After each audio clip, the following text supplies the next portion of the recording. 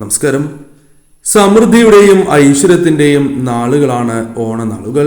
അതീവ പ്രാധാന്യമുണ്ട്. അതിൽ ഏറ്റവും വിശേഷപ്പെട്ടതായ ദിവസമാണ് നാളെ. തിരുവോണമാണ് നാളെ. തിരുവോണനാളിൽ ഒരു വർഷത്തെ ഫലം നിറയും എന്നാണ് വിശ്വാസം.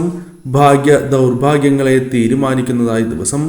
മാവേലി തമ്പുരാൻ ഭഗവാൻ വിഷ്ണുവും നമ്മുടെ വീടുകളിൽ വന്ന് അനുഗ്രഹിക്കുന്നതായ ദിവസം.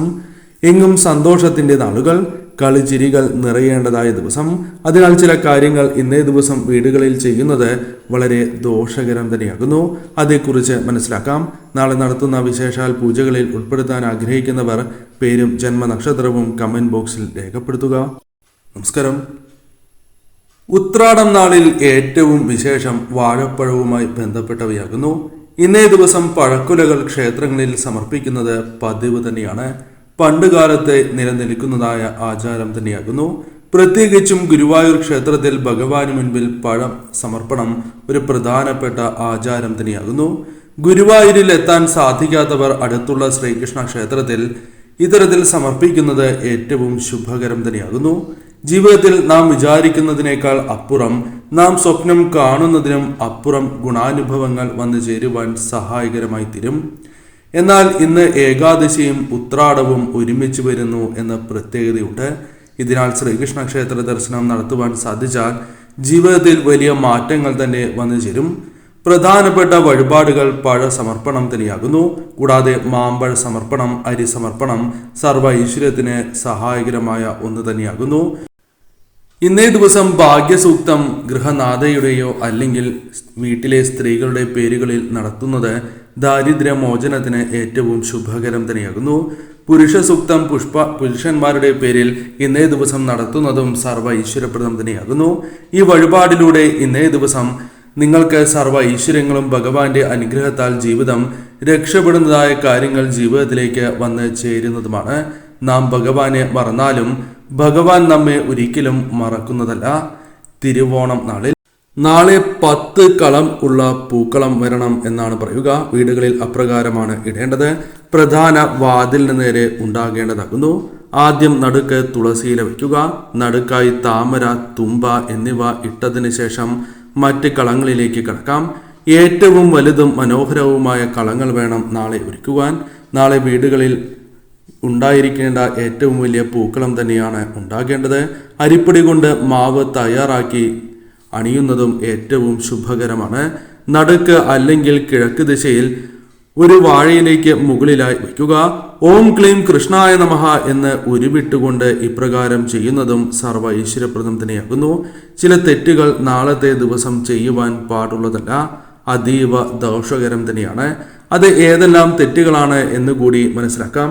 നാളെ അതിരാവിലെ തന്നെ ഉണരേണ്ടത് അനിവാര്യമാണ്. വീട്ടമ്മ ആദ്യം ഉണർന്ന് കുളിച്ച് ശുദ്ധിയായി വീടുകളിൽ വിളക്ക് തെളിയിക്കേണ്ടതാകുന്നു. രോഗികളും കുട്ടികളും സൂര്യോദയത്തിന് മുൻപായി തന്നെ ഉണരുവാൻ പ്രത്യേകം ശ്രദ്ധിക്കുക. ഇന്നേ ദിവസം പുതുവസ്ത്രങ്ങൾ അല്ലെങ്കിൽ ശുഭവസ്ത്രങ്ങൾ അലക്കി ഉണക്കിയ വസ്ത്രങ്ങളാണ് എങ്കിലും ധരിക്കാവുന്നതാണ്. കിടപ്പ് രോഗികൾ ആണ് എങ്കിൽ അവരെ ചെറു ചൂടുവെള്ളത്തിൽ ഇന്നേ ദിവസം തുടപ്പിക്കുകയെങ്കിലും ചെയ്യുക. കുളിക്കുന്ന ജലത്തിൽ ഒരു നുള്ള് ഉപ്പിട്ടതിന് ശേഷമാണ് ഇന്നേ ദിവസം കുളിക്കേണ്ടത്. സുഗന്ധം വരുന്ന വസ്തുക്കൾ ഇന്നേ ദിവസം വീടുകളിൽ സൂക്ഷിക്കുന്നതും വയ്ക്കുന്നതും ഏറ്റവും ഉത്തമം തന്നെയാകുന്നു. ചന്ദനത്തിരിയാണ് എങ്കിലും വീടിന്റെ എല്ലാ ഭാഗത്തിലും അവയുടെ പുക എത്തുവാൻ പ്രത്യേകം ശ്രദ്ധിക്കുക. പ്രധാന വാതിലും അടുക്കളയിലും തീർച്ചയായും ചന്ദനത്തിരി തെളിയിക്കുന്നതും സർവ്വ ഐശ്വര്യപ്രദം തന്നെയാകുന്നു. വീടുകളിൽ ഭഗവത് സാന്നിധ്യം ഇരട്ടിക്കുവാൻ അത് സഹായകരമായി തീരും എന്ന കാര്യം പ്രത്യേകം ഓർക്കുക. അടുക്കളയുമായി ബന്ധപ്പെട്ടും ചില കാര്യങ്ങൾ മനസ്സിലാക്കേണ്ടതായിട്ടുണ്ട്. അടുക്കളയിൽ ആദ്യം പാലാണ് തിളപ്പിക്കേണ്ടത്. ഇങ്ങനെ ചെയ്യുന്നതാണ് ഏറ്റവും ശുഭകരം. ആദ്യം അന്നപൂർണേശ്വരി ദേവിയെയും ലക്ഷ്മി ദേവിയെയും പ്രാർത്ഥിച്ചതിന് ശേഷം ഓം ഗം ഗണപതയെ നമഃ എന്ന് പറഞ്ഞ് അടുപ്പിൽ അല്ലെങ്കിൽ സ്റ്റൗവിൽ തീ പകരാവുന്നതുമാണ്. ഇത് നാളെ ചെയ്യുകയാണ് എങ്കിൽ വർഷം മുഴുവൻ തടസ്സങ്ങൾ മാറി ആരോഗ്യം വർദ്ധിക്കുവാൻ സഹായകരമായി തീരും. 2 നേരം വീടുകളിൽ വിളക്ക് തെളിയിക്കണം. 5 തിരിയിട്ട ഭദ്രദീപം തെളിയിക്കുന്നതാണ് ഏറ്റവും ശുഭകരം. വിളക്കിൽ ഒരു ഏലയ്ക്ക് കൂടി ഇട്ട് തെളിയിക്കുവാൻ പ്രത്യേകം ശ്രദ്ധിക്കുക. നെയ്വിളക്ക് തന്നെ തെളിയിക്കുക. ഏലയ്ക്ക് ഇട്ട് വിളക്ക് കൊളുത്തിയാൽ തീർച്ചയായും സുഗന്ധം ആ വീടുകളിൽ നിറയുകയും ലക്ഷ്മി നാരായണ കടാക്ഷം ആ വീടുകളിൽ വർദ്ധിക്കുവാൻ അത് സഹായകരമായി തീരുകയും ചെയ്യും. അതിനാൽ തീർച്ചയായും ഈ കാര്യവും ശ്രദ്ധിക്കുക. മുഷിഞ്ഞ വസ്ത്രം ഇന്നേ ദിവസം ധരിക്കുവാൻ പാടില്ല എന്ന കാര്യം പ്രത്യേകം ഓർക്കേണ്ടതായിട്ടുണ്ട്.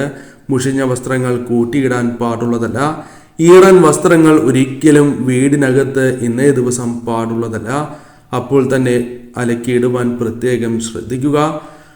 ഉണക്കിയ വസ്ത്രങ്ങൾ വൃത്തിയായി തന്നെ മടക്കി സൂക്ഷിക്കണം എന്ന കാര്യവും പ്രധാനമായി തന്നെ നിങ്ങൾ ചെയ്യേണ്ടതായിട്ടുണ്ട്.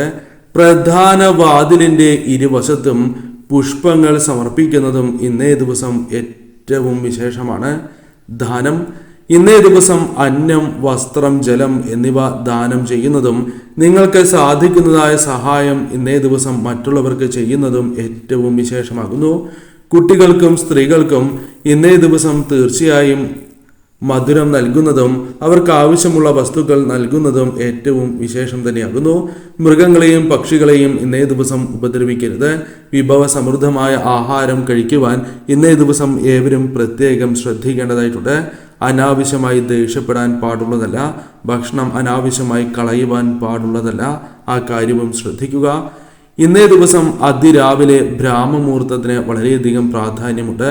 അതേപോലെ തന്നെ സന്ധ്യാസമയത്തിനും പ്രത്യേകമായ പരിഗണന നാം നൽകേണ്ടതായിട്ടുണ്ട്. ഈ സമയം ഭഗവാന്റെ സാന്നിധ്യം നിങ്ങളുടെ വീടുകളിൽ നിറയുന്നതായ സമയം തന്നെയാകുന്നു. അതിനാൽ ഈ സമയം നിങ്ങൾ തീർച്ചയായും വിളക്ക് തെളിയിക്കുമ്പോൾ നീല ശംഖുപുഷ്പം കൂടി സമർപ്പിക്കുകയോ വെള്ള ശംഖുപുഷ്പം സമർപ്പിക്കുന്നതും സർവ്വ ഐശ്വര്യപ്രദം തന്നെയാകുന്നു. ഈ കാര്യങ്ങൾ പ്രത്യേകമായി നിങ്ങൾ ചെയ്യേണ്ടത് അനിവാര്യം തന്നെയാണ്.